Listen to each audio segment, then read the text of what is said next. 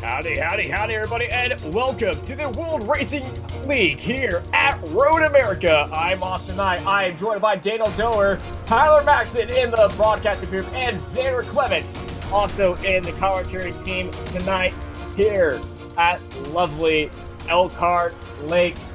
Daniel, Xander, welcome. How are y'all doing? Austin, really excited. We've got a full grid tonight, and we've got a lot of good racing, a lot of tight battles to watch. So it should be a fun night. I'm happy to be here, guys. It's looking really good already here as qualifying is winding down. You've got championship leaders at the top of the leaderboards. It should be a really good fight here as we get set to get underway. It certainly is. We have battles for the championship and the Miata categories for third place, and some battles happening through the other categories as well as all the drivers are finishing their qualifying rounds right now. 2 minutes left in qualifying. Currently, Ryan Galloway sits on pole for the Porsches. The Audi, Paul Savanik sits on original pole for them. The Mustangs, Chris DeJong sits on poles, and the Miatas, Todd Carver is up there at the front of that grid.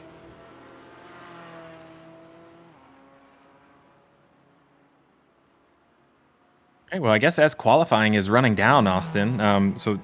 Just a reminder for some of the viewers who haven't been with us for a few weeks, and for any new viewers just joining us, this is a multi-class racing. So we have 4 classes on track right now, and maybe we can give you a quick view of some of the cars that drivers will be switching between.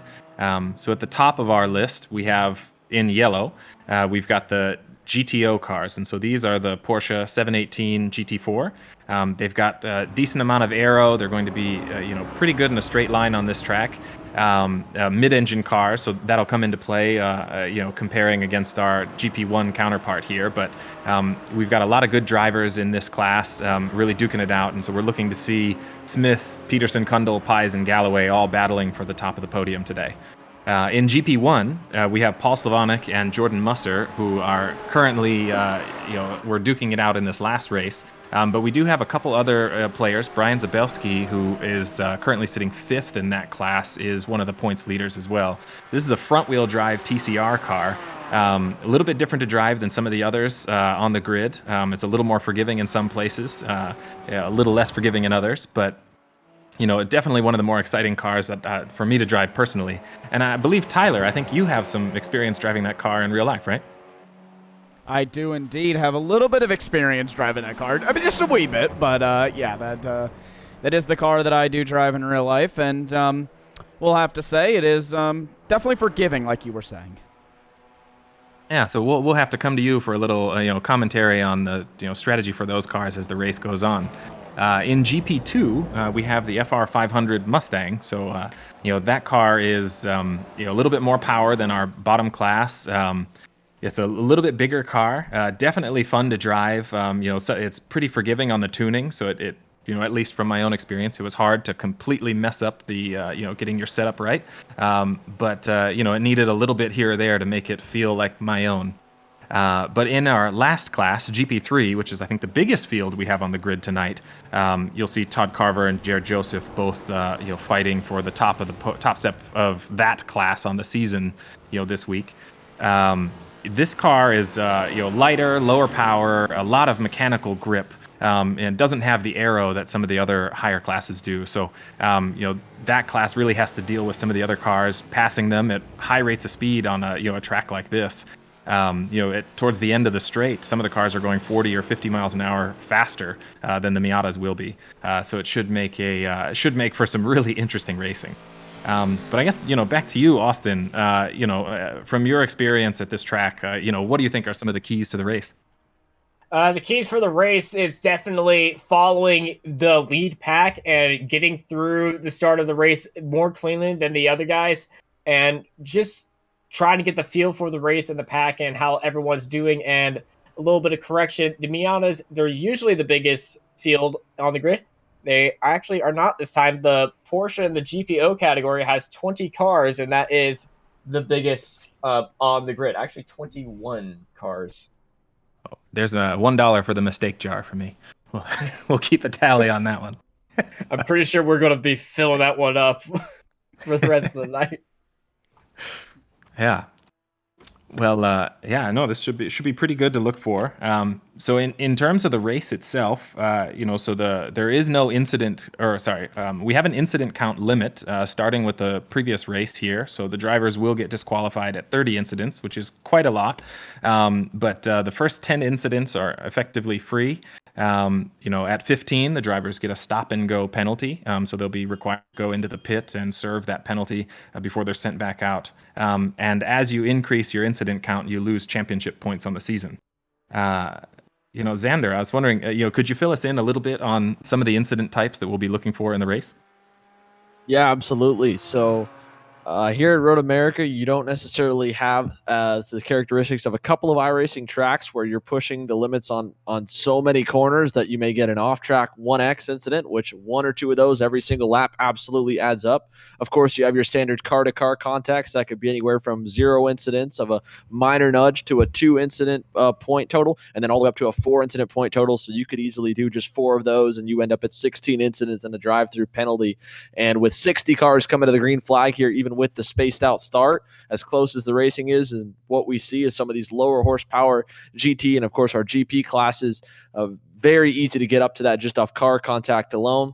Road America is a very nice track in terms of having a whole lot of runoff, not necessarily a lot of walls right next to you, but if you do make contact with the walls, you have that same 0, 2, and 4 increment system. And then, of course, beyond that, if you end up spinning that car out sideways, just going a little bit more than 90 degrees, you can easily get a 0 incident and then eventually a 2 incident loss of control. So all of those together, main point is keep the car pointed straight, keep it on the racetrack. You have nothing to worry about. Hopefully it's not easier said than done. So, but we've definitely seen a lot of these drivers put in some practice, so it should be pretty fun. And here we are with the starting grid as the cars are starting their long formation lap here at Road America. And since we got such a big commentary team, I'm going to let Daniel and Xander handle some of the lower classes, but I'll take care of the GTOs. Ryan Galloway starts up on pole with Chris Pies starting in the second spot in the first row with them, followed by Aubrey Condell, Leif Peterson, Johnny Price, Billy Smith in second, Michael Day, Kurt Swergen, Trevor Almeida, Tom Gradwell, Trevor Andrew Soko, followed by Paul Denton in 12th place. Behind them, it's Steven Denton, Mario Gonzalez, Marshall Eichen, Doug Van Den Brink, Garrett Dean, Tyler Hoffman, Brian Leary, Jim Kessler, Tim Moore, Corey Jenkins, Stephen Smith, David Stab, and following at the end of the GTO grid is Jacob Tompkins. And now onto Daniel for our GP1 field. Taking position 1 in qualifying was Paul Slavonic, followed by Jordan Musser. We're watching those two drivers to have a pretty tight battle here, together with some of the other drivers in GP1.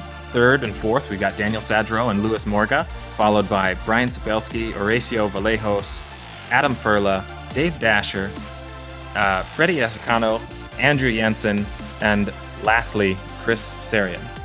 Oh, yeah, Chris Sarian. And Andrew Jensen. Moving into our GP2 field, you have your championship leader putting it quickest overall in that grid. Chris DeShong will start 37th overall, but the fastest of your GP2 drivers, and a few of them mixed in with some of the others in the remaining classes. He starts alongside Austin Henry. Moving back one row, it'll be Phil Fitzmaurice and Corey Mitchell, Justin Ford, Joshua J. Fitzpatrick starting 41st and 42nd. Still out of 60 total cars. And as we work our way further back, it's Randy Mathis, Tommy Reagan, Todd Carver, Jared Joseph, Mitchell Peak, and Simon Foweather for your top 48. Todd Carver, Jared Joseph, Simon Foweather, Mitchell Peak are all starting your front row for the Miatas, and they're followed by Brendan Horan, Greg Crusoe, Greg Brockway, Thomas Lee. In 52nd, Dan Huberty, Mike Bond, Alan Dobbs, Eric DeBetchio, Chris Davis, Greg Mack, Ben Wedge, and Ryan Hammond finishes out the end of this massive 60-car grid here at Road America for the World Racing League. And it's going to be an absolute barnstormer. As you can see on our mini-map, the fields are already spread up into the respective groups. The Mammoth GPO field, 20 cars, and also the Mammoth GP3 field of the MX-5s. And the second biggest grid on the field goes to the GP1s and GP2s, the smallest grading, with the very difficult to drive and tune Mustang. 74 degrees, track temperature 69 in the air. It's a great day to go racing here at Elkhart Lake.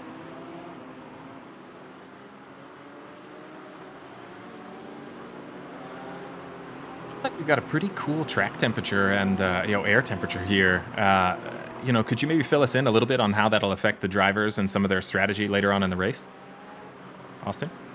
Definitely. Lower track temperature is not going to be affecting the tires with heat that much. Colder track has much more grip. A hotter track, not so much grip, so the tires are going to be used a lot more. So these tires are going to be very fresh throughout the race. We won't have to worry about them that much, and especially at Road America, around Carousel, that's just going to be the hardest using corner, so expect a lot of these guys to be pushing that corner as hard as they can. Xander?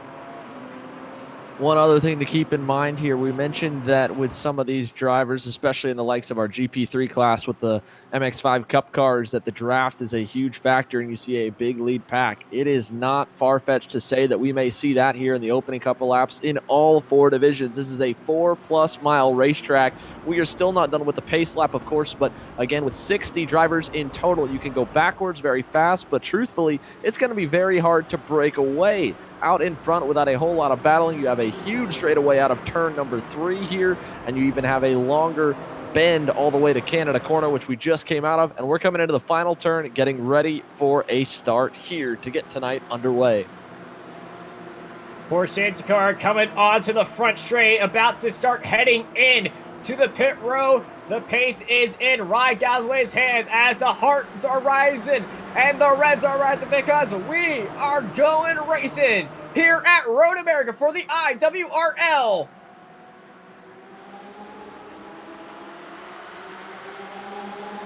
And away they go. I can see some moves already being made in the backfield as they're starting to bunch up even closer than they were on the pace lap now, as everyone's getting affected by the draft. Ryan Galloway looking around to the outside as their nose to tail. Kundal getting a little bit backed up there onto the inside of turn 1, but everyone's making it through there very cleanly. Very nice side by side. Nobody wants a incident point to get penalized from their points. And oh, we got a TCR pointing backwards on the front straight. Oh.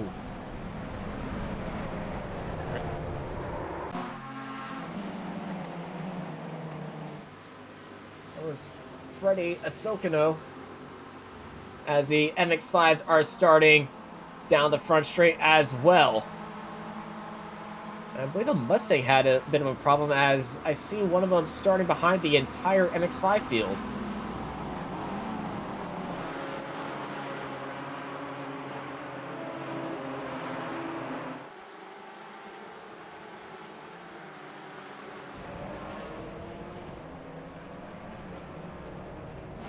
Two cars off in turn in what I like to call turn 3, as a massive dive from Adam Furla. Just very late on the brakes, might have gone into the gap, into the grass, down to the inside, but just brakes not working up, not up to temperature on the pace lap, just not even working. As the start of this race, the GPO, the front, they're starting to lead away. Xander, how was that start for most of these guys? Man, that was, I was expecting a bit of a wild start. I can't say I expected as crazy as we got there with some of the classes phasing out, but your GTO field looking pretty strong. Here we see Michael Day in a heated battle for the 7th spot. I believe that is going to be with the driver right behind him as they work their way out of the second to final quarter and into the last turn. We're going to put 2 laps in the books, and already packs beginning to form here. You can see that gap forming, and now we go back on the replay. Corey Jenkins off the racetrack here in the GTO field, just a little bit too deep into Canada Corner, and it looks like he's already taken a reset back to the pit lane as Rye Galloway leads the way. And look at that here. We are seeing Austin just a little bit of separation out front while the midfield continues to battle, especially third on back. Yeah, small groups forming with each other, but that battle for the front A little bit of separation as Michael Day goes a bit off track. There's another car off track, and we're going to have a collision. Michael Day gets into the back of him. 2 cars involved in there. That was Leif Peterson who came back on track. Michael Day had nowhere to go. He was on the brakes, and it looked like an accident right down the roadway as this just a big hit into the back end. Yeah, just nowhere for Michael to go. Leaf was just trying to hold on. Looked like he got on the power a little too early, and then at that point he was along for the ride, tried to save it, clipped the tire barrier, and again, just a huge swarm of cars coming behind him. Really, Michael Day was trying to look for an exit to the right-hand side of the racetrack. It wasn't there, and unfortunate for both to be out so early here into this long 1-hour event, but we've still got a lot of time left, and they can absolutely make up a whole lot more positions, whether that's coming to the pit lane to fix some damage or muscling it out and hanging on for some more battles of attrition to fall in their favor. Yeah, Road America is definitely a attrition-style track with all this runoff being grass. It is basically skating on an ice skating rink with some of these cars, especially in the new tire model. These Porsches do not like grass, as most cars don't. I can tell you the Mustangs, they're pretty comfortable. Speaking of Mustangs, they're having a little bit of a fun time recovering from their field as we're looking at the battle for the front and the MX-5s of Carver and Peak racing in to turn 3. Carver and Jared Joseph aren't running together here. What we've seen in the last few races is the two of them work together to try and run away from the pack and then give themselves a chance to race later. It's good to see that they've got some competition up at the front of the pack. Should make for an even more exciting finish than we had these last few races, down to the inches, at the finish line. Yeah, after last round at Mosport, Carver and Joseph's car seemed one and the same with each other, just so on point and just so controlling of the MX-5 field. It's great to have Peak and Foweather in there to give them some more challenge, and the added Mustang is a pretty weird fit as well. Yeah, it gives you a bit of a... For those Miatas to pass, the Mustang will be able to corner slower and still keep up given their extra power down the straight. So, from someone that has driven those Miatas on track, it's, it can get a little bit frustrating when you're faster through the corners, but still can't manage to pass the driver in front. Yeah, traffic management is going to be key here as well, because Road America, really a 2-lane styled racetrack, kind of like a country back road. Just so very fun, but it's going to be pretty chaotic if you try to fit these cars 3 wide at any part of this track. I believe the circumference of the track stays exactly the same.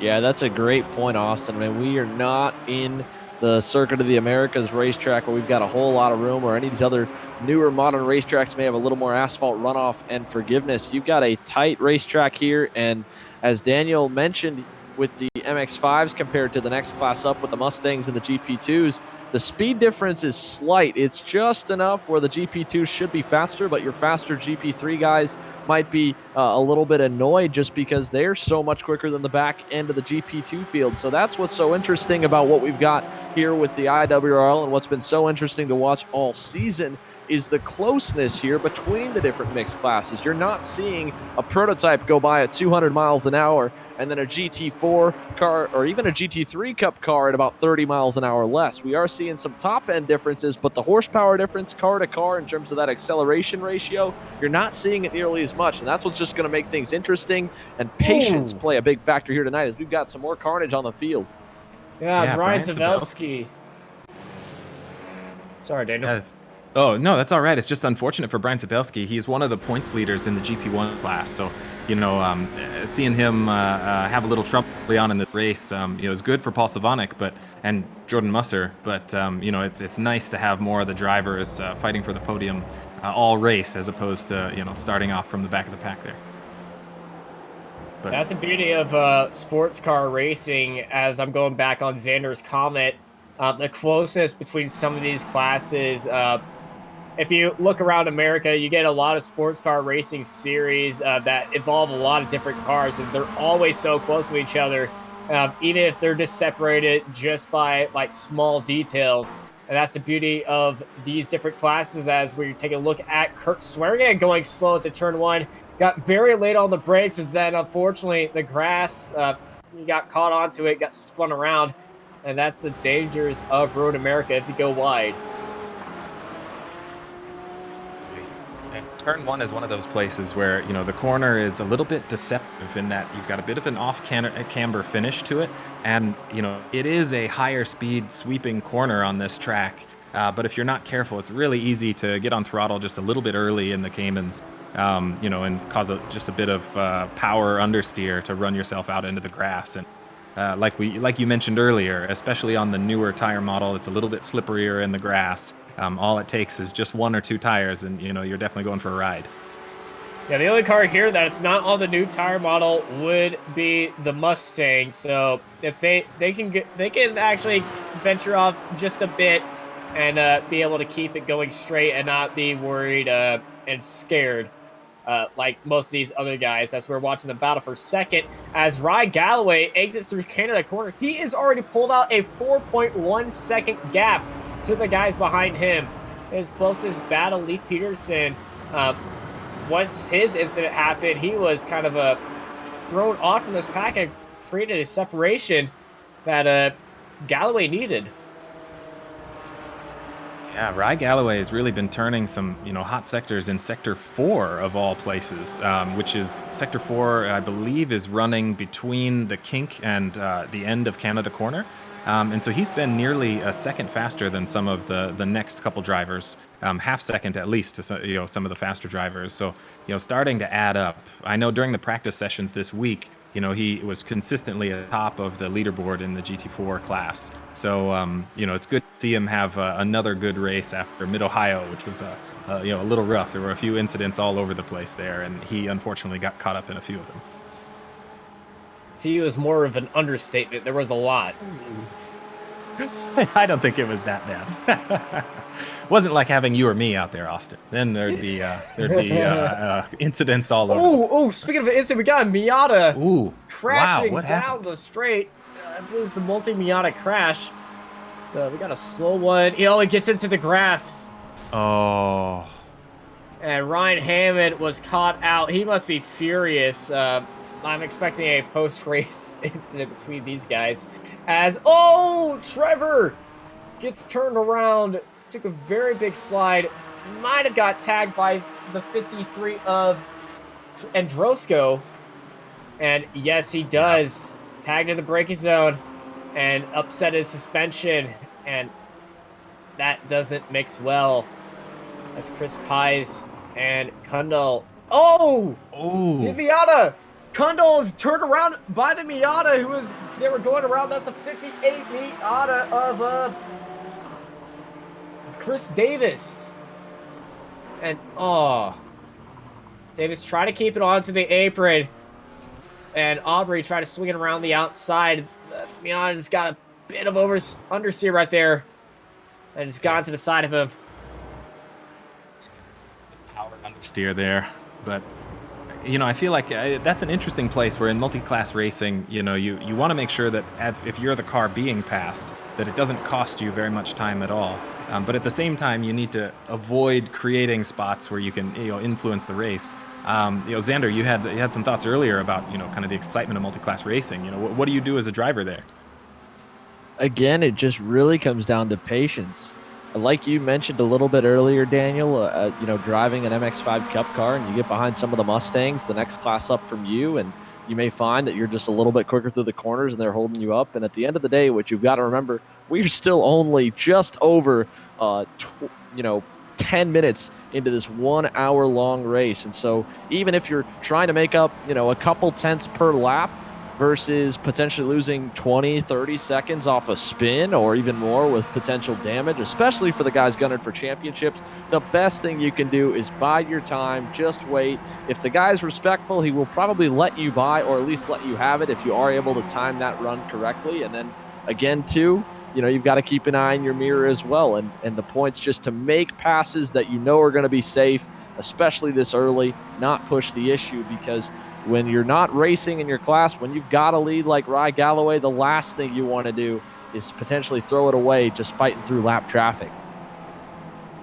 And lap traffic is going to be all over this track as if you look right under the iWRL logo, you can see the track map there is rarely a spot that is filled with 60 cars on the grid. Some cars already retired and out of this race from a few opening instances, some already in the pits. I could count at least 2 in the pit lane right now, but there is no free spot on this track, so everyone's going to have to make their passes and moves very calculated and safely.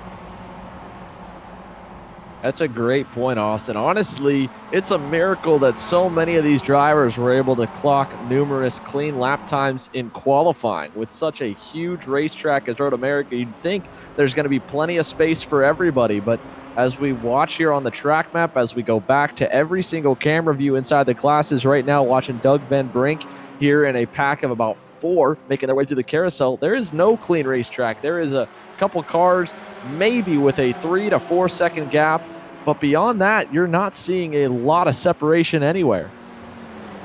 A little bit of an issue as Mitchell has teleported into the pits after a incident. And Mitchell's out of the race. Corey Mitchell coming out of... Okay. Well, I think his steering wheel may have disconnected. As long as his brakes. Problems you can run into in the sim that in real life doesn't usually happen without contact. Absolutely, Daniel. There's just some things that you only really get to see in the online sim. It's very rare. Most of these drivers, especially your front runners, have, a good handle on their setups. But every once in a while, unfortunately, things out of your control. We don't see a lot of random engine failures here in the sim, but you do see a lot of equipment failures in different. And also issues with other cars having failures and other cars lapping, as I know I've mentioned multiple times with it's very hard to pass. Well, that is showing itself right now as Chris Pius has cut down 2 seconds into Ryan Galloway's lead as he is running into some lapped traffic right now. It's a great point, Austin. And again, we're just seeing him working through mainly the back half of the slowest class in our 4 divisions. We have the GP3 Miatas that your leader, Rye Galloway, is fighting through. Now that gap goes back up to 3 seconds, so it looks like Chris Pies has started to catch some, and he's been passed for second as well, so a whole lot of battling for P2, and some of that's going to have a lot to do with the lap traffic that they are fighting their way through. Yeah, it's about smartness and how aggressive you are racing these lower divisions, because in normal blue flag scenarios, they get out of the way. But in multi-class, if there's a blue flag, you just hold your line, and the faster class's responsibility is to get around them as safely as possible. This will come down to where on the track the drivers are running into that traffic. And so you can kind of see, Galloway is about to run into this traffic in the best possible place for him, right down the straight where he has enough power to go by them without having to worry. And unfortunately for Pies and Smith, it looks like they're going to run into this through a section that has a little bit more, lateral Gs, some more turning, a few other things, so that it should build that gap. So, a little bit of luck plays into a part as well. Well, it's all clear roads ahead of Rye Galloway as we're going to ride on board with him for a very clean lap of Road America.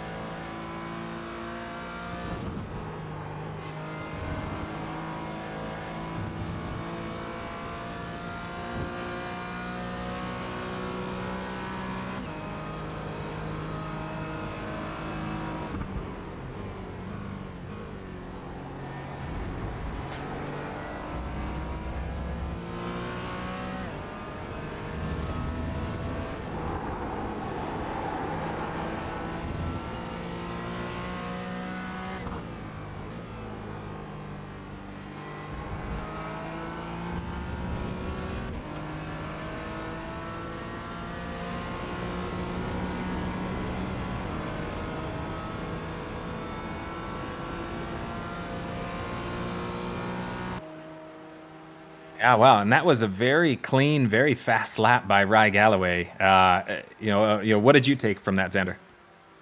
Daniel, he pulled, it looked like about 2 seconds. Now, of course, a big part of that was Chris Pies, as you mentioned before we went into that lap, unfortunately catching lap traffic not at the best times. We've got one of our GP1 cars off the racetrack there we just saw, but Rye Galloway, clear racetrack all the way around here as we work our way back now to Jordan Musser. And while we were off the air here for just a moment while he went on board, Rye Galloway, you made a great point about Jordan Musser and Paul Slavonic. As they work their way down the front stretch, they are fighting the back half of not only the lap traffic that Rye Galloway has already gotten through, Daniel, but they're fighting through the back half of our fastest class, the GTO drivers. Yeah, I think that that's exactly right, and it's something those drivers have been talking about for the last few races here. Is that the fastest GP1 drivers, they're keeping up with the mid-pack GTO class. So it creates the opportunity for unwanted incidents, as well as it makes it harder for them to get through some of the other traffic because they tend to be lapping the slower classes at the same time as our top class. It's actually pretty interesting. Tyler, have you had any instances multi-class racing in the TCR car? And if so, how did you deal with that sort of problem?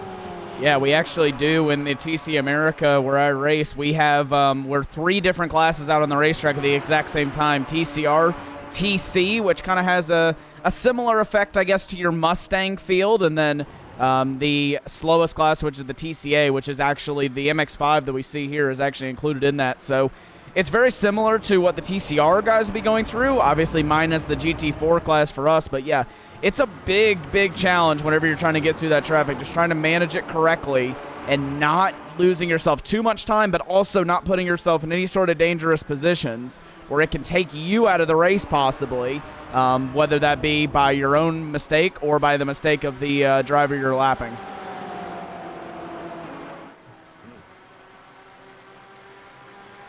Great points, Tyler, on the real life. And honestly, one other thing that seems to come in here, as these 2 cars in our top 2 classes, the GP1 in terms of the Audi TCR car, and of course our GTO in the Porsche Cup car, the Porsche GT4 Cup car, is that these 2 cars are paired on official sessions through the IMSA Michelin Pilot Challenge on the sim as well. So a lot of these drivers may have done some extra bit of racing or testing where they found the love for the car that they're competing in here in the iWRL.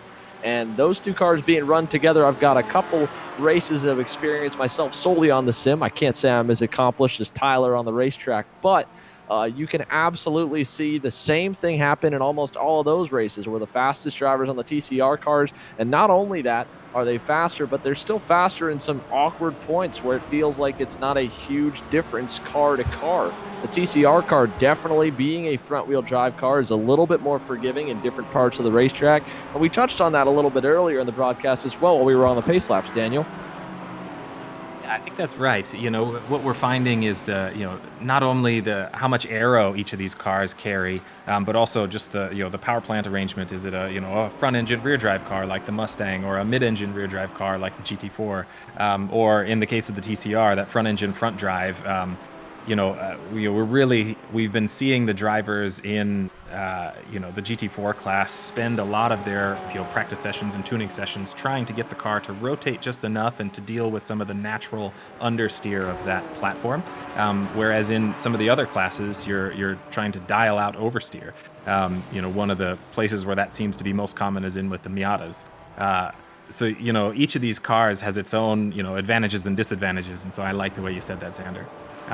Austin, so we're about 22 minutes in, and I know we changed some of the fuel rates for this race. When are we expecting pit window, and what are your thoughts on when these drivers will start to come into the pit?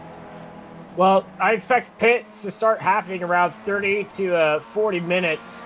That is when the pit window should start to open up for most of these guys. I always know if I'm unsure about my pit window, if I make it halfway and I pit, and I can go the rest of the race halfway. So that's when the bare minimum I would expect these guys to hold up into the pits. So I would say around 35 minutes, maybe 40 minutes, and 45 if you're dancing on the fuel mix in the Porsches. mentioned the fuel mix there. Like for the viewers that aren't super familiar with that, can you kind of fill us in on what you're talking about and how that's different from some of the other cars on the grid? Well, fuel mixes go from all full power to power, but not all of it, and then to very little power that you would only use on a pace lap. I know more of the top GT cars have this, especially in the GT3s. I know the Porsches just have a very limited system, and they don't have a lot of it, but they do have some, as we see one Porsche coming out of the pits right now. Xander? Yeah, so it looks like a couple drivers. Again, it's hard to always tell whether they are actually in the pit window or are these some of the cars that have gotten caught up in the numerous different incidents we have seen here in the first third of this session, and they may have to do a second pit stop if they come out too early, having to come in for some damage repairs. But I have to imagine already being up at that 25-minute mark, we may see a couple try to short pit and just get away from some traffic. We mentioned earlier it's tough to find some gaps on the racetrack, but Daniel, that is a very valid strategy that we may see here come into play of drivers debating when to pit, not necessarily on when they can get the most out of their tires, but what might be the best window for when they come out of that pit lane, what that delta looks like on the lap to give them a few clear laps and maybe undercut or jump by staying later a driver that they're battling for position. Yeah, and that's exactly right. In a couple of the practice sessions and a few of the discussions that the league had this week, there were a few folks considering an early pit, especially in those middle classes, to give themselves an opportunity to earn like a couple open track laps where they only have to pass a couple cars, versus, Kurt here is having to deal with a lot of traffic. If you find yourself behind too much, one of the opportunities you have is to take that early pit stop now, knowing that you can pull enough fuel to make it to the end of the race and potentially give yourself 2 or 3 clean laps where that, as your fastest pace possible to catch up. We saw during your point a pass for the lead in the GP2 category as we're watching Sadro deal with these MX-5s. You also got Aubrey Kundal right behind him and that GPO car trying to make their way around into Canada corner as Todd Carver and Jared Joseph have rejoined forces and regained the lead here at the front of the GP3 field. And while that's happening, we've seen Paul Slavonic in GP1 really close the gap on Jordan Muster. That gap went from 2 seconds just a handful of laps ago to now down to 0.3. So that's really, a tight fight here, and we'll see how that pans out because Jordan Muster had bounced around class to class earlier in the series. But he's kind of settled in on these GP1 cars. He seems to like the way they're driving relative to his karting background. And, it's giving Paul a run for his money so far. And as they go down the hill here into turn number 5, we've got a little bit of an issue over in the carousel, but it looked like Paul Slavonic was looking down the inside for position. Also, we saw while we were just chatting, Paul Sadro go into the pit lane. So that was Daniel Sadro, into the pit lane out of the GP1 category. He was running P4. And now as we go back up to our GP1 division, you can see Paul Slavonic's taking the spot.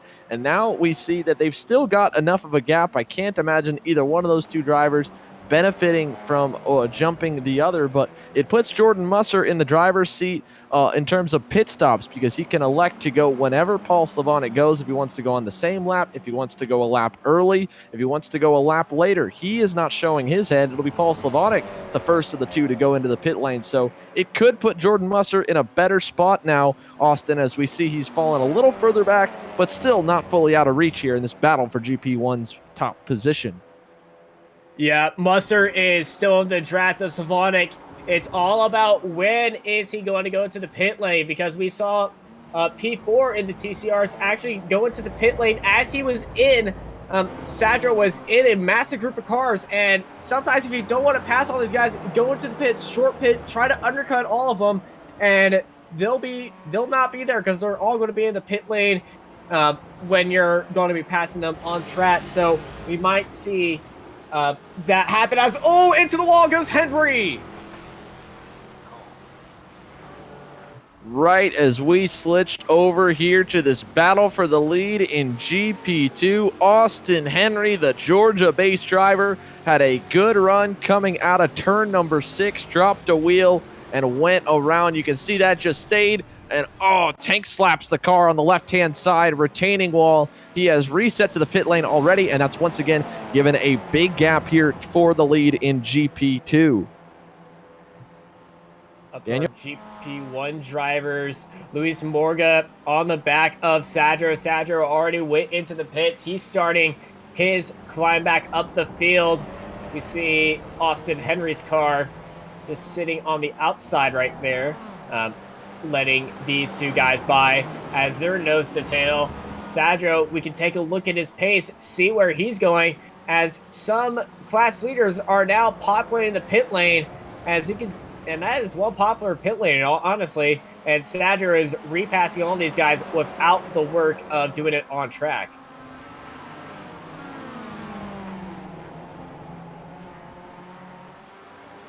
Moving forward now on your screen, you have the battle for the lead in GP3. You've got, of course, Todd Carver right now P2, and he is right on the bumper of the leader, and he is going to work with him once again, as we have seen all season, just pushing him down the long straight as they go down the hill to turn at number 5 onto the Sargento Cheese Bridge. And moving around the racetrack here, you can see Paul Slavonic's now got a big gap. It appears Jordan Musser has fallen back. When do you see Jordan Musser pull into the pit lane? We see him taking any tires, or is this going to be a fuel-only stop? Daniel, do you have any insight you could add to that for us? That's a very interesting question. I think it's early enough in the race where this TCR car is the hardest on the front tires of any of the other cars here.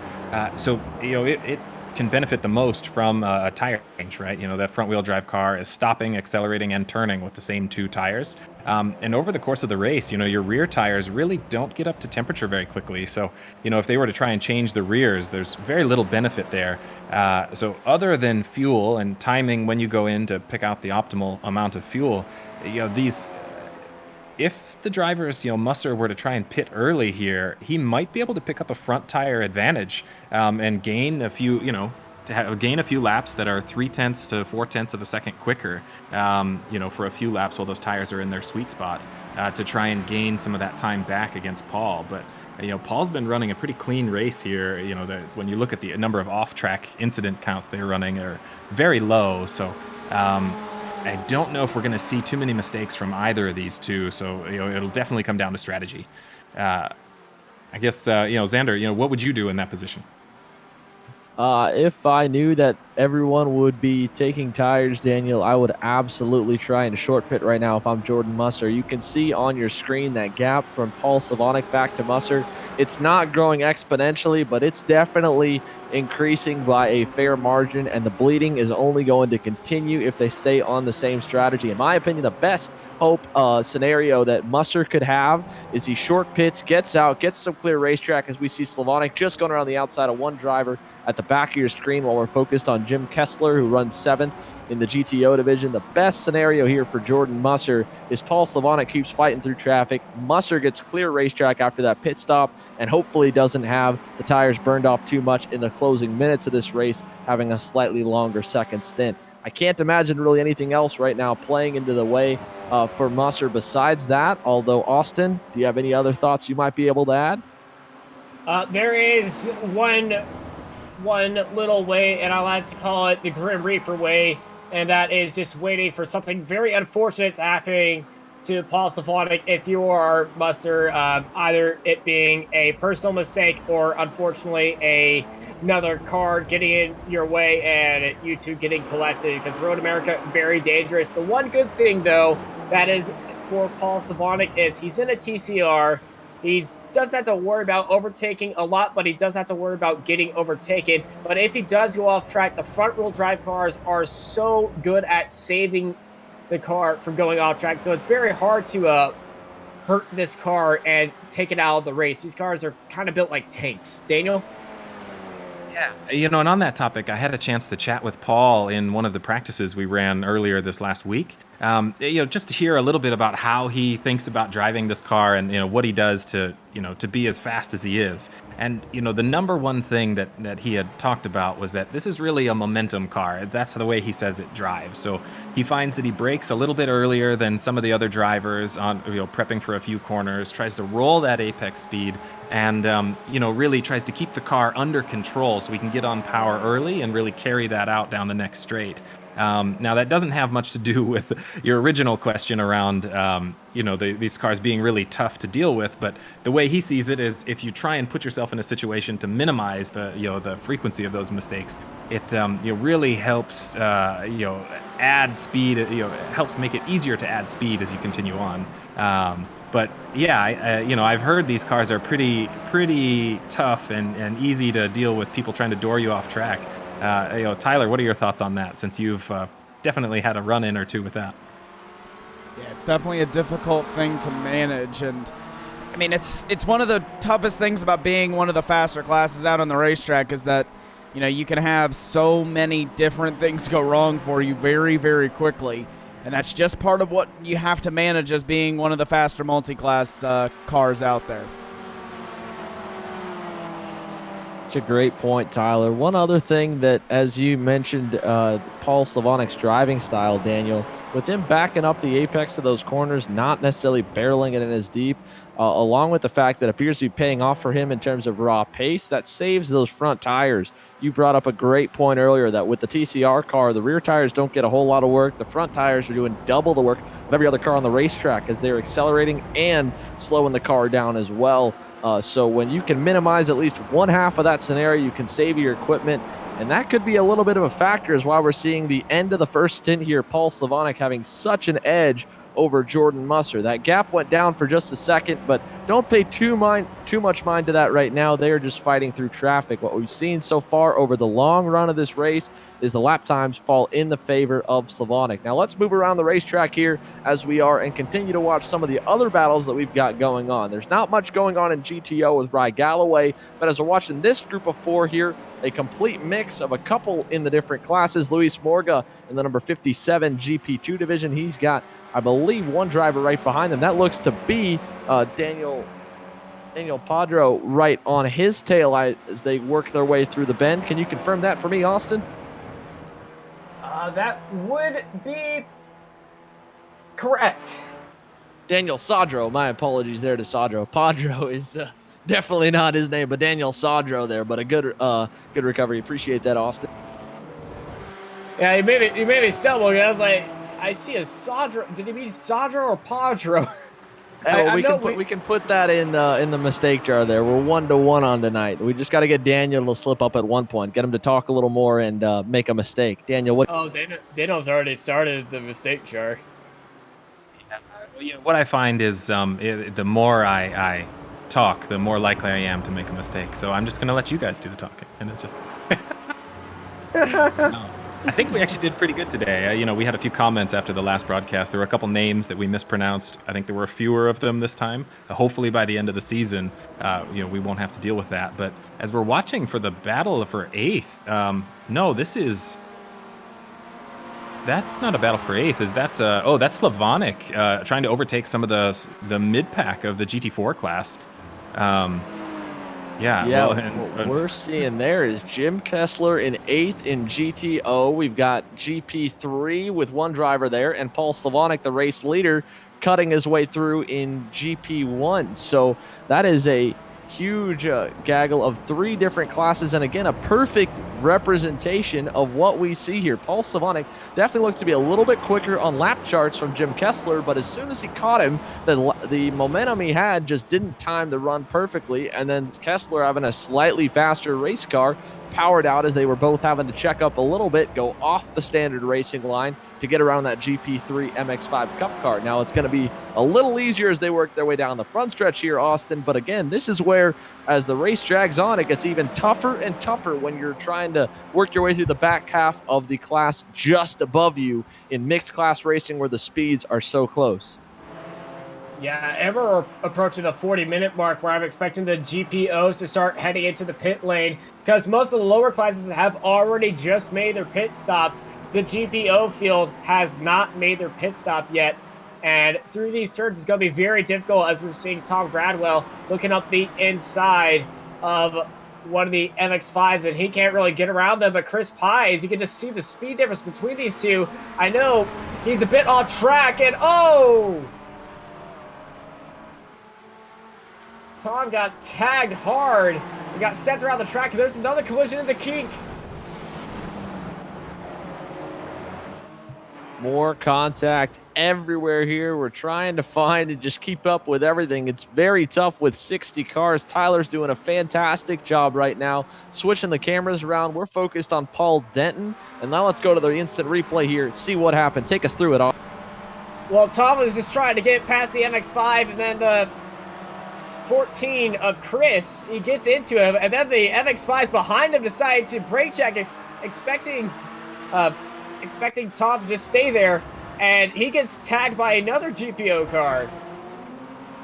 So these MX-5s, some drivers would call them a walking chicane, as John D. Price, first leading GPO car to head into the pits.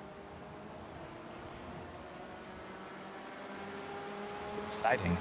Generally, the GTO, the Porsches here don't typically need to take tires in a 60-minute race.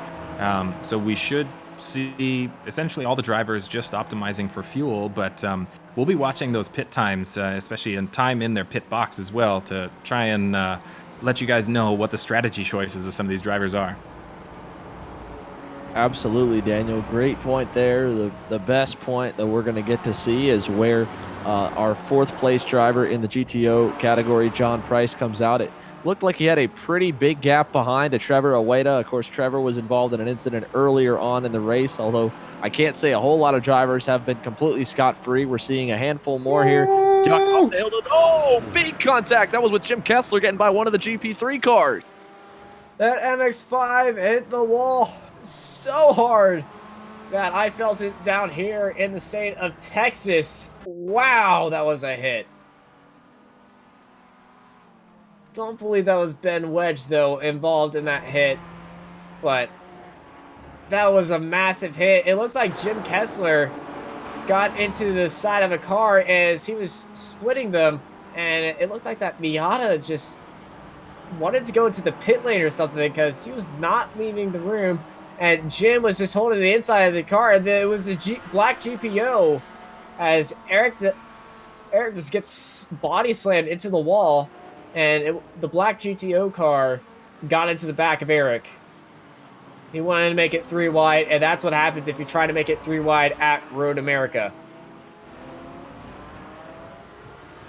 Honing in now here on this battle for 5th in the GTO division, Trevor Aweda, David Staub, and then moving a little further back to Jim Kessler to see where he's at. He is now behind, fully a good margin behind the top 2 drivers in your GP1 class, Paul Slavonic and Jordan Musser, but they've got such a big gap back to Adam Furla. In 3rd in their division, he has not fully caught into Kessler or Aubrey Kundal, who was one of the drivers we were hoping to see a little bit closer towards the front of the field. Aubrey was very fast in time qualifying, and unfortunately has just had some bad luck that has pushed down the grid 5 spots back from the initial starting spot for Aubrey, while Jim's up 5 in contrast. And as they work their way through the kink, you can see the speed difference. Kessler's definitely going to come under fire here very soon, if not already coming into Canada corner. Daniel? Some excitement here. We're late enough in the race that marbles can start to play, play a difference here. But it looks like Aubrey decided to, keep it safe and try and find a different passing point. But Jim Kessler made a mistake on the exit of Canada corner there.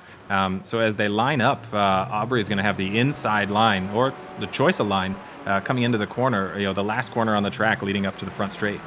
That went better than anyone could have expected after having backed off there before Canada corner.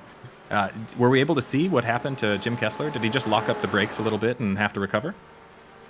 It was just it looked like there. Yeah, absolutely. Sorry, Austin. Go. He was keeping the inside clean for Aubrey if Aubrey was going to send it down there. And he just stayed wide. Just a little bit too much power coming out of the exit.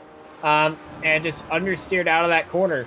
And that just opened up the door for Aubrey, and they just walked right through there. good news is Kessler had a great job saving it as he really just got out of shape through that corner. Didn't go off the racetrack, only lost a spot, and is about 9/10 back here as they work their way down the backstretch under the Sargento Cheese Bridge. Moving now here, we're closing in on 15 minutes to go. Rye Galloway's got a 20-second gap, and here he finally comes, your race leader in GTO, into the pit lane as he climbs the hill, goes under the Caterpillar Chevrolet Bridge, and he has not yet gotten into his box, so let's see how he shakes out here. Austin, it has been very anticlimactic, to say out the least, out in front in GTO. Rye Galloway has put on an absolute clinic thus far. He needs a clean pit stop and a clean outlap here with hopefully a hope not too cluttered racetrack when he re-enters the surface. Yeah, he's joined with second place of Pies as he has to go all the way down this extremely slow pit lane compared to the front straight. You spend about a minute here in the pit lane, 13 seconds just for the fuel, 10 seconds for Galloway, and he's out of the pit lane with a time of 50.88. And now we're going to have to look at Billy Smith II as he didn't go into the pits, but it's showing up as him out right now. I believe that is just his connection coming with just messing with us. Or did he have a incident? I believe this is just connection. It is connection. But I believe Billy Smith was one of those drivers that would be one of those disappearing and appearing. But Smith might have tried to jump into third place, but I am getting confirmation that he did just drop out, so that is very unfortunate for Billy Smith, as Galloway retains his lead ahead of Price and Pies, your top three in the GPOs. Quick note there on those pit stops. So Galloway and Pies both pitted, were in their pit box for at least 2 seconds less than our earlier stoppers in the GT4, the Porsche GT4s. And they were significantly faster through the pit. So they were optimizing their pit speed, trying to carry as much as they could through there. But somehow Rye Galloway was able to exit the pit 3 seconds faster than Chris Pies. And it definitely shows in kind of the gap here. Chris Pies was much closer running in second on the entry to the pit. So you can see where it makes a difference, just optimizing your pit stops. Especially optimizing and strategizing your pit stops, as John D. Price, he went into the pits on lap 17. He's jumped up with the undercut up into second place ahead of Pies, and his pit stop time is longer because he was stuck in the box for 3 more seconds because he had to put in a little bit more fuel than Galloway and Pies, because they're burning off the fuel. They don't have to fill the tank back up to finish off those extra laps, unlike Pies and Galloway. But Pike had an 8-second, almost a 9-second stop in his pit box, so he was stopped for a very short time. Yeah, it'd be interesting to see if we could ask him after the race or for next week's broadcast. It'd be interesting to see if he was running some sort of fuel save mode for the rest of the race, or really he had his calculations down and was able to take 1 second less fuel than his closest competitor. Well, with all the technology that's available to sim racing, you got some calculation software that does it for you. I'm not going to name any names since not sponsored by anything, but I do know that the SDK Gaming overlay does have a fuel save mode that you can have on your screen with the live HUD attachment. You get a 14 free day trial at the SDK website at sdk-gaming.co.uk and find out more information there. That was a nice little shameless plug there, Austin. Pretty well done. That's why I get paid the big bucks. Moving on here, we definitely already have seen a number of races come down on fuel mileage here at Road America. In fact, we saw one on Apex Racing TV just, in fact, this Saturday with the Road to Indy series, having a number of drivers in the lead group run out of fuel in the closing laps. Andre Castro, Phil Dennis both had to make a second pit stop. Christian Brooks ran out on the final lap. And of course, that's not related here to the World Racing League, but this racetrack, and for those of you who are diehard Apex Racing stream viewers, we have already seen one race come down on fuel mileage. Hopefully here in the likes of John Price, with that short pit he had, he still has more than enough fuel to make it these final 12 minutes. John D. Price splitting the ocean right there as he cut through the Mustang and MX-5. Reminding me of a highlight from the iRacing Not Top 10. There was no room for him to go through there, and somehow he made it work.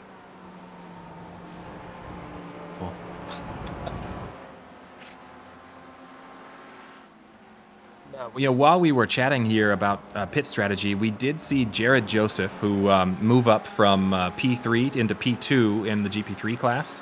And so he's still 10 seconds back on his teammate, Tuck Carver, which may have been due to a little bit of traffic battling that he had. But we'll see if he can close that gap. In practice, he's been just a little bit faster. So we might see some action here towards the end of these next 10 minutes. Xander, what other battles are you watching for? Well, of course, earlier here tonight, we were keeping a very close eye on the Paul Slavonic-Jordan Musser battle. And I don't know if Musser has just pitted earlier, but I have to imagine that they've cycled through the pit stops, and Jordan Musser is down in the 7th spot. So something must have happened here to the Texas-based driver in the number 13 white Audi race car as he works his way up the hill here and under the Corvette bridge.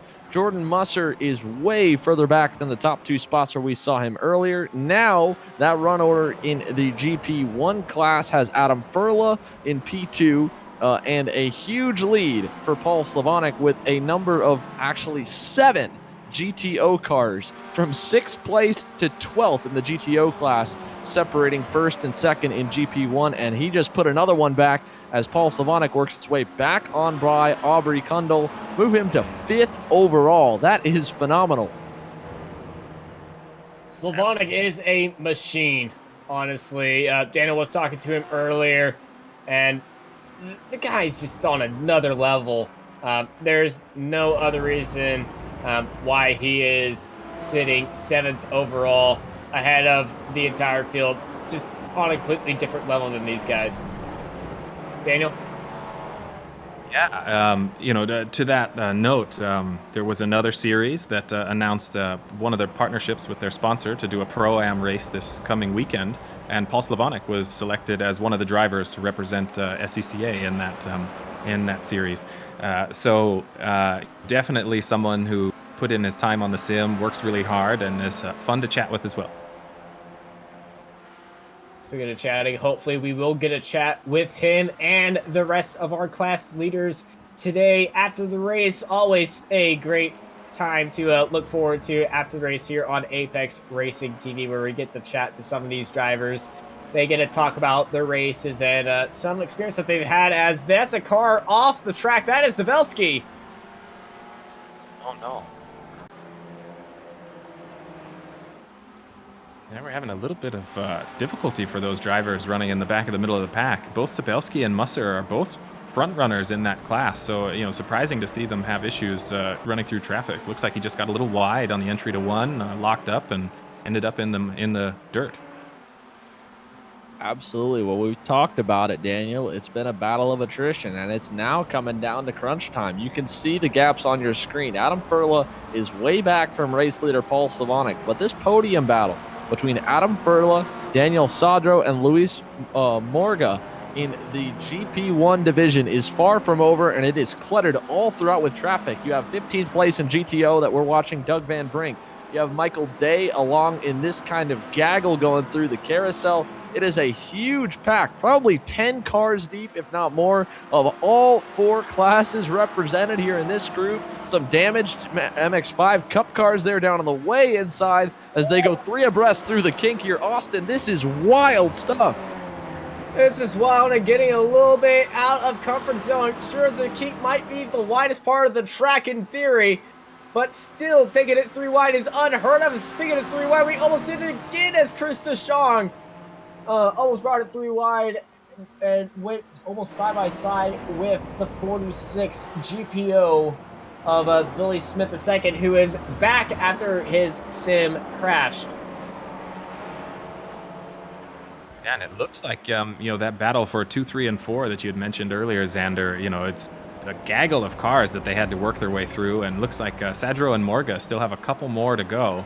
But coming up onto this straight should hopefully allow them to clear that traffic and get back to battling with Furla here for P2 in class. A great point, Daniel. And what's even harder is when you're constantly going off your normal racing line, your normal braking markers, throttle markers, turn-in points, they all don't work anymore. We just saw Luis Morga go off the racetrack, four-wheel tires through the dirt while you were speaking coming out of the final corner, and that cost him a good bit, a second and a half back now here from third place Daniel Sadro.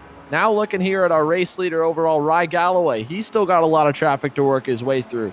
You mentioned the Grim Reaper factor earlier, Austin. Well, that's definitely something that unfortunately Rye Galloway, after leading every lap of competition so far and having a 15-second margin, he's still not safe from with 5.5 minutes to go. Anything can happen as we're going 3 wide down the front straight. We got a car off into the grass. It is saved as a dive up the inside. And oh no, Musser gets sent into the abyss of turn 3. He does get saved from the wall, but he just tried a attempt to make it 3 wide. And Jordan Musser gets bitten right there by the Grim Reaper. That's pretty tough spot to be in, diving in that late to be 3 wide going into turn 5, and that's a downhill braking zone, into a little bit of a dip there, so it's pretty easy to lose the car. Not to mention there's a good collection of marbles as you move further off the racing line. Makes it harder to recover than some of the other points in the track. I'm not sure I could be that aggressive myself, but it's good to see him trying to make it count here. The scary part about that was Rye Galloway was right behind that incident. Another car, and he could have been collected, and this race could have been turned on its head. But Jordan Musser, he was in the battle for the lead, and now his battle for the lead is pretty much over as Rye Galloway is watching the gold and black car of... trying to figure out who that is, but the numbers kind of blending in with his car right now. But Galloway just letting them do their own thing, not taking any sort of chances. As that might be, is that Kessler? Or is that Staub? No, Staub's in the blue car. Okay. I have a feeling it's Kessler in front of him. But now we were mentioning earlier, Xander, you specifically mentioned that Galloway had built up that 15, 16-second lead on the next fastest driver in his class.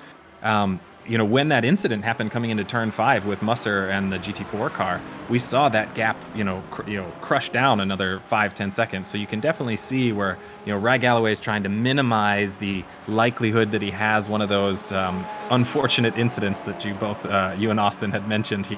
While still maintaining his fast race pace. Like in this case, if you're Price and Pies, who are in each 9 seconds back from the driver in front of them in their class, what are you thinking? Are you really just trying to, save yourself for these next, 3 minutes, or push just in case someone has an off, towards the end of this race? Well, that's a great point, Daniel, and it's one thing that really separates motorsport, and especially endurance racing, from a lot of different forms of other sports. So we see one more of the GTO drivers just going off the racetrack there. You see in basketball, baseball, pretty much every other form of stick and ball professional sport, you have mercy rules, especially in amateur leagues, where when that lead from the winning team to the losing team gets to be too big, they're like, okay, come on, man. You don't need to keep putting us in the ground. You don't need to go 100%. Take it easy. Put your subs in, etc. When you're in a race like this here and you're Rye Galloway, as we see another driver going wide there right before the kink, you don't want to lay off the gas at all. When you get clear racetrack, and more contact. Rye Galloway is hard on the brakes, and he almost makes contact with one of the cars as there is a TCR. Luis Morga That was Luis Morga, who was in the battle for the podium. He was in for the podium, and he is in the wall hard on the Bend to Canada corner. And again, that is exactly why you never lay your foot off the gas when you get clear racetrack. Let's go to the replay here. Luis Morga. All right, so he's already had a spin, a crash coming out of the out of the kink. Ryan Galloway keeping his nose clean as we're watching him. And again, it is just absolute chaos here. Take us through it, Austin. Well, you see Ryan Galloway, he sees the incident, everyone around him is just slowing down. Like they just see a car have a blow on the interstate right there, and some of the cars don't even slow down. Heck, I think that TCR sped up because that car that was speeding up, that was Adam Furla or I think that was Daniel Sadro who sped past him to go for the lead, and Ryan Galloway, everything's being thrown at him to try to make him crash out with less than a minute to go as we are white flag racing here at Road America for the World Racing League. Yes, so 1 minute, less than a lap left here in the 1 hour race, and Ryan Galloway's gotten that lead up to 20 seconds. Daniel, you mentioned it getting cut down by the previous incident. He's still got more traffic to go through, more damaged traffic all over the place. It's down to 3 seconds, and more carnage here as everybody's going wide. It is absolute chaos here, Daniel, at the end. The gap for the lead is plummeting down between Galloway and Price. Sorry to jump in front of you, Daniel, but Price, he's not having all this craziness happen in front of him. He still does have to deal with this lap traffic, and Galloway is just dealing with some of the most unlucky traffic he's getting in his life. But can it be enough for Price? Earlier on in this lap, the gap had crushed down to 2.5 seconds after turn 5, but it looks like whereas Galloway was dealing with traffic, now Price and Pies are both coming up on that, and so that gap has widened again. It looks like the drivers are kind of settled in to try and solidify their finish there on the podium rather than take some risks that may not pay off.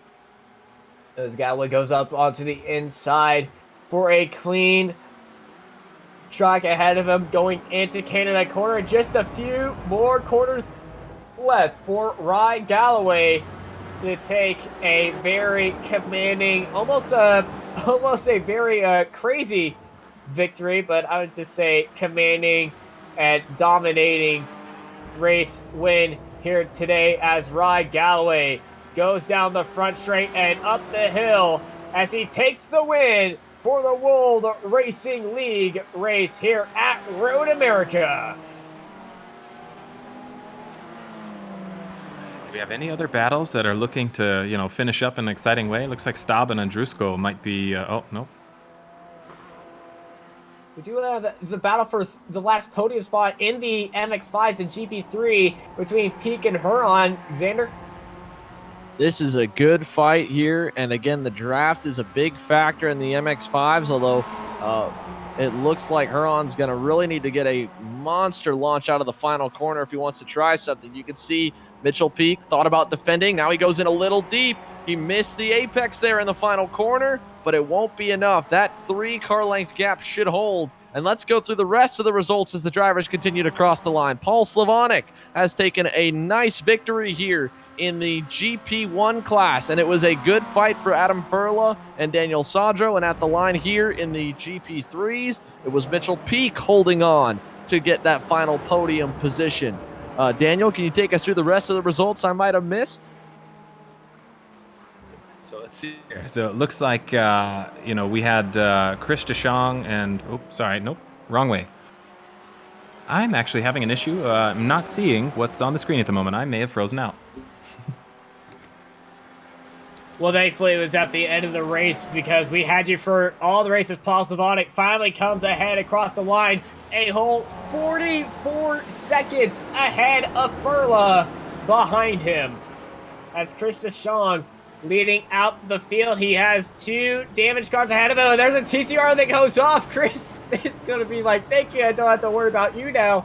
It's all clean sailing as Chris DeShong takes another win here in the GP2 field.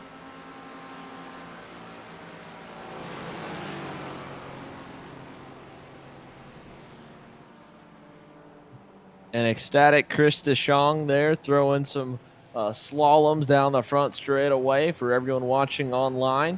Of course, we've still got a few more drivers still to cross the line here. Looking further back, of course, in your GP2 field, DeShong is your winner. We still have to wait for Phil Fitzmaurice to come across the line. Here's Joshua J. Fitzpatrick right behind him.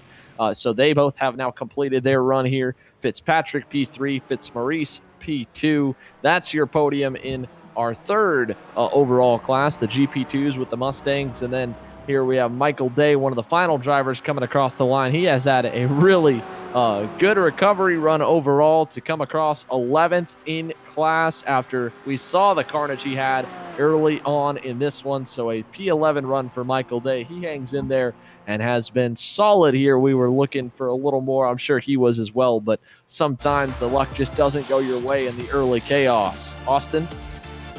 And here are your race results, not the qualifying results, as the music pumps in. And here is your GTO results. Ryan Galloway takes the win ahead of John D. Price, followed by Chris Pies, Aubrey Kundell, David Staub, Trevor Androsco, and then Paul Savant. He finished 7th overall. Almost one of the highest results we've seen for him, jumping up into the Porsche class, but he finishes in 7th ahead of Trevor Alvarita, Kurt Swerget, Steven Denton, Mario Gonzalez, Adam Furla, and Daniel Sadro in the GP1 cars, jumping up into the GPO field as well, followed by Michael Day, Brian Savelski, Jim Kessler, Tom Gradwell, and Jordan Musler in 18th place. Daniel? Xavier? It was a good run for Paul Slavonic, of course, to win the GP1 division. Adam Furla ends up holding off Daniel Sadro in a very good fight. We didn't get to see a whole lot of it. They kept it clean. We saw Jordan Musser, that aggressive dive there at the end that unfortunately cost him 4th in the division, with Brian Sabelski going on by to take that. Musser ends 5th in class with Luis Morga. Unfortunately, that carnage at the end puts him down in 6th. And then Horacio Vallejos right behind him. Then we move further back here. Chris DeShong taking a commanding victory in the GP2 division with the Mustangs. Phil Fitzmaurice, Joshua J. Fitzpatrick, we saw them coming across the line. And then, of course, Jared Joseph, Todd Carver, two drivers who have worked together all season. They come away with another 1-2 in the MX5 Cup GP3 class. Now behind Todd Carver is Mitchell Peak, Brendan Huron, Greg Mack, Greg Corso, Alan Dobbs, Thomas Lee, Justin Ford, Tim Moore, Mike Bond, and Ben Wedge in 38th. And we just finally got halfway through the field, and they're followed by Dan Huberty, Stephen Smith, Greg Brockway, Billy Smith II, who came back after a sim crash, followed by Marshall Aiken, Brian Leary, and Andrew Jansen, Eric Dietrell, Darren Dean, Chris Davis in 48th. And now for the final 10, Austin Henry, Ryan Hammond, Simon Foweather, Frederick and Sokanao, Lee Peterson, Corey Mitchell, Chris Sarek, Corey Jenkins, Jacob Tompkins, Randy Mathias in 58th place, followed by Tyler Hoffman and Tommy Regan, finishing out the grid of this massive 60-car field at lovely Road America. And we have reached the end of the race, and now it's time to bring in our race winners for interviews.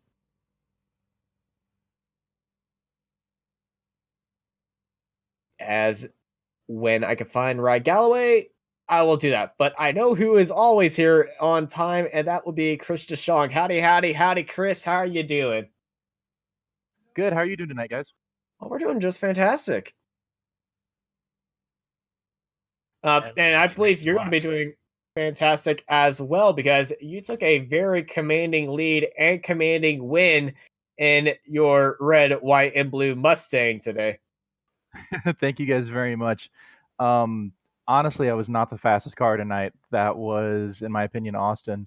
Can't find him on the results. I can't remember his last name, but him and I had a fantastic first start of the race, even though him and I almost ran into the back of 3 different TCR cars. We both had a great race. It was such a shame to see him wreck out the way he did. He was such a great driver, and that back and forth we had the entire time was absolutely entertaining. It was a blast. I I just hate that it ended that way. But in the end, I got a win out of it, so I can't say I'm too upset about it. Yeah, Chris, you did a great job ending up. We mentioned earlier in this broadcast, it looked like it was going to be a war of attrition, just hanging in there, being able to make every lap here. We started with 60 cars. We only finished with just about a little over half. As for yourself here to be able to make it through here tonight, of course, this helps you in the points championship as well. But talk to us about how the race overall went beyond, of course, that raw pace with Austin and you having a great battle early on. Other than that, you guys are completely right. It was definitely a race of attrition. Uh, it seemed like to me most of the Mustangs kind of fell off. It was really just a battle between Austin and I. And after Austin met the end that he did, it was just pretty much, keep doing the same laps I'm doing, stay out of trouble, stay consistent. And I had a nice clean pit stop, 4 brand new tires. And after that, it was just smooth sailing, really. All right, thank you, Chris. Before we let you go, anyone you want to thank? The viewers for tuning in tonight and watching this race. I hope you guys are entertained. From my point of view, it looks like it was a very entertaining race. And yeah, thank you, WRL, for hosting this, and thank you guys for broadcasting. All right, awesome. Thank you, Chris DeShong. And I believe Xander is standing by with our MX5 winner of Jared Joseph. Jared, Xander Clements up here in the booth with Apex TV. You got to Yeah, I got you guys. Jared, another top 2 finish for both yourself and your teammate, but most importantly tonight, a big victory here at Road America. You end up with a pretty big margin overall. Did you have a game plan necessarily going in? Did you have any kind of strategy in your head, or was today really just playing it by ear and trying to stay out of trouble? Well, I felt good in practice, and then when the green flag hit, I was just struggled. I struggled the first half of the race. There was a few incidents I got tangled up in. I think I ended up back in 5th and had to battle up, but most of it was my own doing. So I was happy to come out with the win, but I hated it. Todd got kind of had an incident on right before the white flag, and it got handed to me. So I hate to win that way.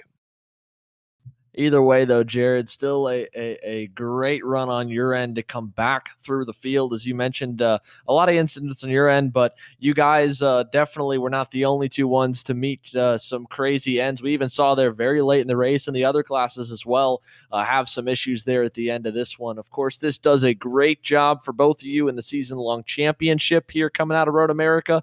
But beyond that, just a fantastic run. Who would you like to thank here, if anyone, for such a phenomenal run here to end tonight on top?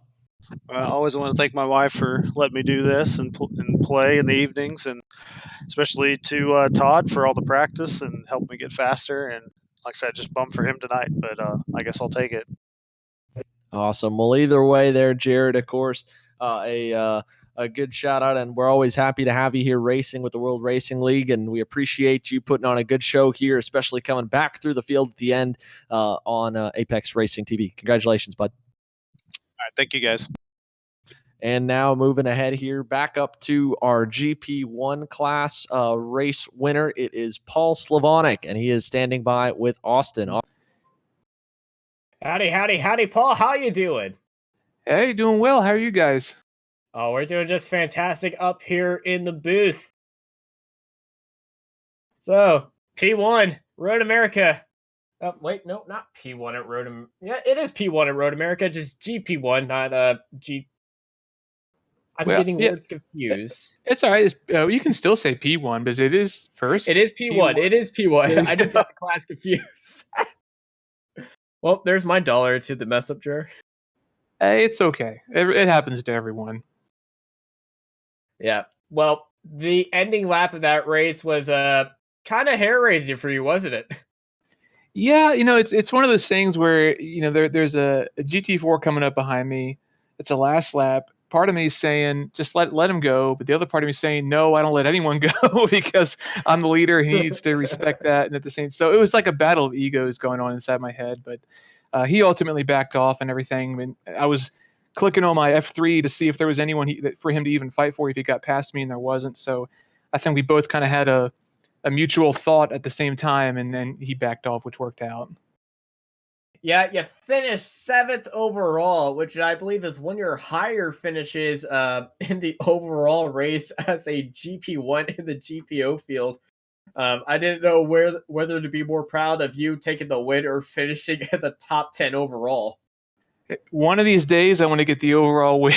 So, I mean, that's asking a lot. There would have to be a lot of carnage. And honestly, I think that's really what was going on. There are a lot of cars on track, as you guys know.